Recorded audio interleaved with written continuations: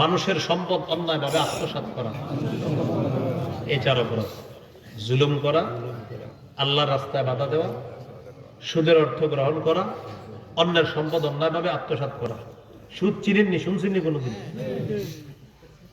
সুদের কথা শুনছেন? সুদের ওয়াজ হয়ে গেছে, মাদকও না, জুয়া, মাদকও জুয়ার কখন, সুদ কাউরে দেওয়া হয় না মনে আছে। তো সুদ এটাও আপনার খারাপ, এটাও গ্রহণ করা যাবে না। আল্লাহ তাআলা বলেন সূরা নিসা 160 161 নম্বর আয়াত, ফাবিজুলমিম মিনাল্লাযীনা হাদু হাররামনা আলাইহিম তাইয়্যিবাতিন উহিল্লাত লাহুম ওয়া বিসাদ্দিহিম আন সাবিলিল্লাহি কাসীরা ওয়া আখযিহিমুর রিবা ওয়া কাদ্দুহু আনহু ওয়া আকলিহিম আমওয়ালান নাস বিল বাতিল। আল্লাহ বলেন ইহুদীদের জুলুম করার কারণে, ওয়া বিসাদ্দিহিম আন সাবিলিল্লাহি কাসীরা, আল্লাহর রাস্তায় মানুষকে বাধা দেওয়ার কারণে, ওয়া আখযিহিমুর রিবা ওয়া কাদ্দুহু আনহু, সুদ থেকে তাদেরকে নিষেধ করা হয়েছে সুদ গ্রহণ করার কারণে, ওয়া আকলিহিম আমওয়ালান নাস বিল বাতিল, মানুষের সম্পদ অন্যায়ভাবে আত্মসাৎ করার কারণে। কি করলাম? আল্লাহ বলেন হাররামনা আলাইহিম তাইয়্যিবাতিন উহিল্লাত লাহুম, আমি আল্লাহ তাদের উপর হারাম করে দিলাম তাইয়্যিবাতিন, পবিত্র খাদ্য, উহিল্লাত লাহুম, যা তাদের জন্য হালাল ছিল, এই হালাল খাদ্য আমি আল্লাহ হারাম করে দিলাম। খুব সতর্ক, খুব সাবধান, এই 4 অপরাধে যায়েন না। এর মধ্যে একটা হলো জুলুম। আল্লাহ আমাদেরকে হেফাজত করুন। 2 নম্বর পরিণতি, জুলুম কিয়ামতের ময়দানে কঠিন অন্ধকার হয়ে উঠবে।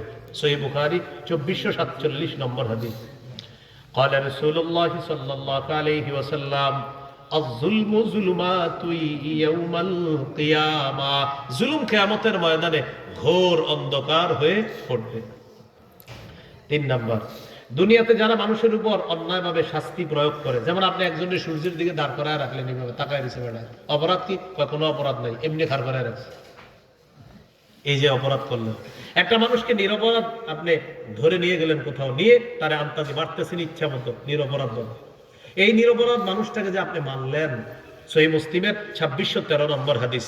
তো 3 নম্বর জুলুমের পরিণতি, দুনিয়াতে যে কাউকে অন্যায়ভাবে শাস্তি দিবে, আল্লাহ কিয়ামতের মাঠেও কি কঠিন শাস্তি দিবে। قال رسول الله صلى الله عليه وسلم إن الله يعذب الذين يعذبون في الدنيا, নিশ্চয় আল্লাহ তাআলা তাদেরকে কঠিন শাস্তি দিবেন যারা দুনিয়ার মধ্যে মানুষকে অন্যায়ভাবে শাস্তি দেয়।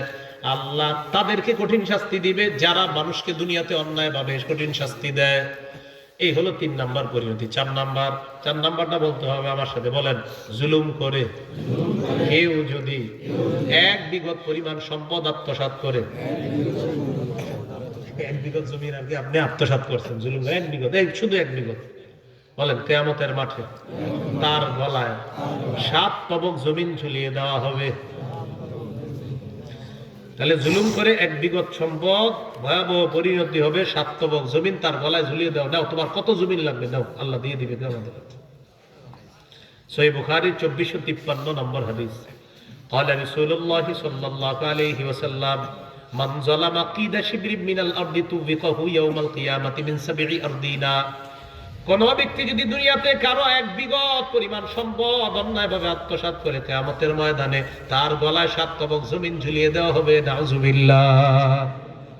5 নাম্বার, বলেন জালেম কিয়ামতের ময়দানে সবচেয়ে নিঃস্ব, জালেম সবচেয়ে নিঃস্ব। তো যাই হোক, 4 নাম্বারটা ছিল 1 বিঘত জমিনও কিন্তু আত্মসাৎ করেন না। এই আইল ছিল আগে এত বড়, 2 জমিনের মাঝখানে আইল ছিলেন তো, এত বড় ছিল। ডান পাশের জমিনের মালিক হলো হাজি সাহেব, আর বাম পাশের হলো মনে করেন কাজী সাহেব, যে কোনো একজনের। এই মোটা আইল ছিল। সুবহানাল্লাহ, হইতে হইতে হইতে হইতে এখন এরকম হয়ে গেছে, এরকম হয়ে। আরে ঘটনা কি এরকম হইলো কেমনি? খুব সতর্ক, খুব সাবধান, খবর আছে। আমরা বলেন এটা কেমনি হয়েছে, আমরা এসে খাই ফেলছি, হয়তো ওনার ক্ষেত্রে না হয় ওনার ক্ষেত্রে, কি একজনের জমিনই তো আছে। খুব সাবধান, আল্লাহ ধরবে। ভাই এখনো সুযোগ আছে, ওই পরিমাণ আত্মসাৎ করলে টাকা দিয়ে দেন হিসেব করে, আর না হয় জমিন ফেরত দিয়ে দেন। তো 5 নাম্বার, জালেম সবচেয়ে কি হবে? নিঃস্ব হবে। সহিহ মুসলিম 2581 নম্বর হাদিস, 2581।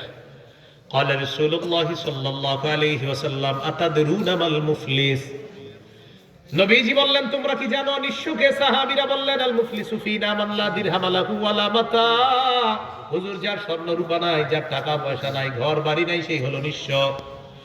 নবীজি বললেন ইন্নাল মুফলিসা মিন উম্মতি ইয়াতি ইয়াউমাল কিয়ামাতি বিসসালাত ওয়া সিয়ামিন ওয়া যাকাত, আমার উম্মতের সবচেয়ে নিঃস্ব এই ব্যক্তি যে কিয়ামতের ময়দানে নামাজ নিয়ে, যাকাত নিয়ে আর বড় বড় আমলের পাহাড় নিয়ে উপস্থিত হবে, সালাত নিয়ে উপস্থিত হবে, সিয়াম নিয়ে উপস্থিত হবে, যাকাত